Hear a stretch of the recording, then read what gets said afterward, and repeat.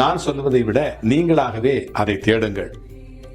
மூளையில் தான், எங்கோ ஒரு மூளையில் தான் இருக்கிறது என்று நீங்கள் நினைத்து கொண்டு தேடி பாருங்கள். எந்த இடத்தில் நீங்கள் இருக்கிறீர்கள் என்பதை ஒவ்வொரு இடமாக தேடி பாருங்கள். உங்களால் ஒரு இடத்திற்கு வந்துவிட முடியும்.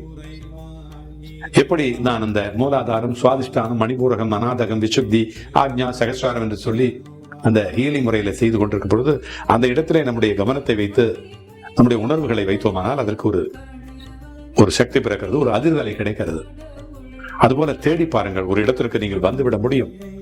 மற்றவர்கள் சொல்வதை விட உங்கள் இருப்பிடத்தை நீங்களே கண்டுபிடிக்க முடியும். அப்பொழுது ஒரு இடம் ஒன்று தெரியும். அந்த இடத்திலேயே மையம் கொண்டிருங்கள். அப்பொழுது உங்களுடைய உடம்பினுடைய அந்த ஞாபகமே நகர்ந்தாலும் நகர்ந்துவிடும்.